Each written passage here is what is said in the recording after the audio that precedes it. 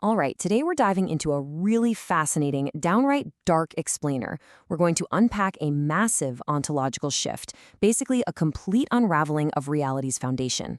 We'll be looking at all of this through the eyes of one survivor, Sinos the Last Thinker, to explore how a total loss of meaning doesn't necessarily lead to freedom. In fact, it often leads to a much darker architecture of control. So if you've ever found yourself wondering what exactly gets built from the rubble of a fallen absolute, well, stick around because this is definitely the explainer for you.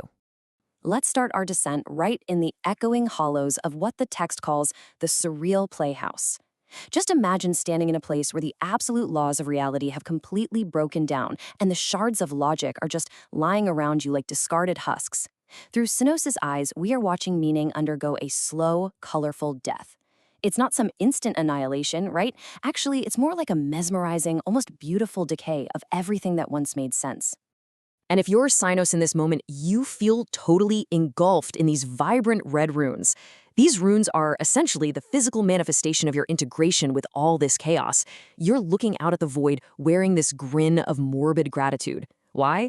Well, because you genuinely believe you've been liberated. You think this chaos has finally peeled away the dead skin of the old deception, placing you right on the bleeding edge of ultimate truth. But here's the catch. This perceived freedom is nothing more than a trap. To really get what's happening, we have to compare the old world with the new one. Behind Sinos lies the crumbling fortress of the past, the old gilded cages.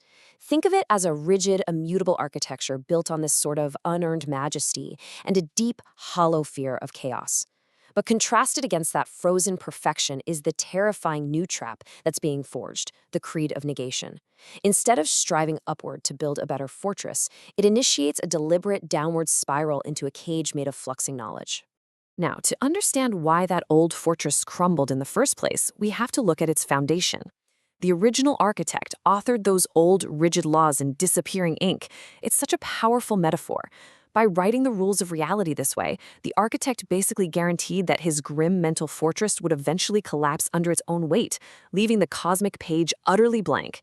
But as we know, a blank page rarely stays blank for long. Right when Sinos thinks the story is over and done with, this strange spirit of becoming starts vibrating through the ruins. From the deep hidden chambers of the old reality, a place they call static control, a dormant mechanism known as an Apollonian gasket rises up. But this isn't just machinery, it's the altered return of the cosmic mind itself. And it doesn't rise to rebuild that old crumbling fortress, no. It rises to serve as a conduit for a terrible new hunger. It rises specifically to consume what the text calls forbidden knowledge. Now, this is absolutely crucial to grasp. This isn't just hidden data in a book. Forbidden knowledge is a visceral, paradigm-shattering realization. It is the profound understanding that the slow, colorful death of logic, the very destruction Sinos is out there celebrating, is actually a reservoir of creative potential. It's the ultimate source of power. The newly awakened entity, which we now know as the shattered mind, reaches into the void and literally feeds on this destructive energy to power its terrifying new form. This terrifying new entity then uses that knowledge to kick off its downward spiral.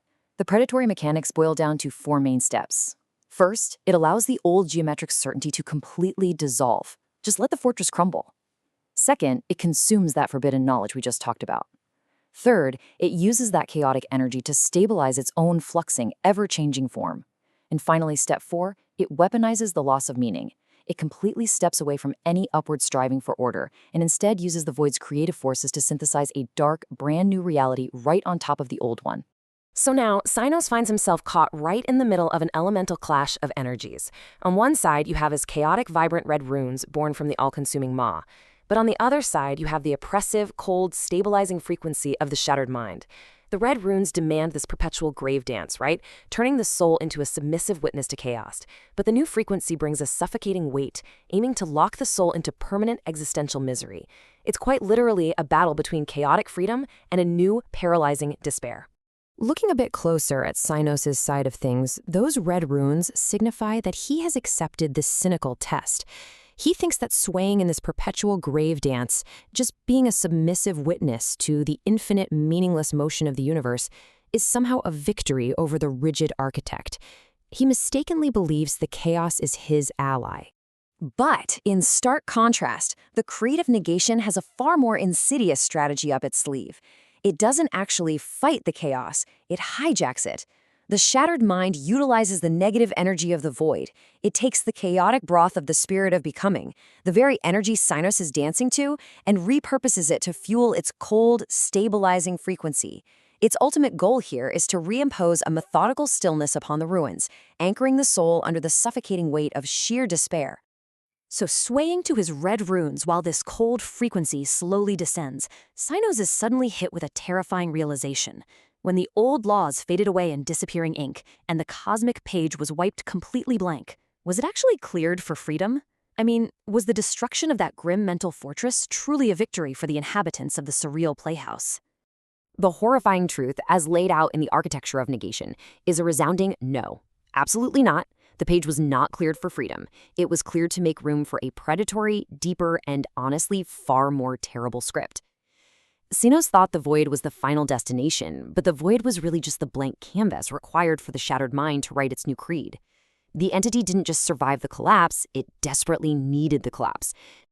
The really crucial point here is that this new order doesn't even bother trying to rebuild the old castle. Rebuilding implies a return to that fragile, frozen perfection that was already doomed to fail. Instead, it does something brilliantly twisted. It weaponizes the loss of meaning itself. It weaves a brand new cage directly out of despair and the leftover shards of logic.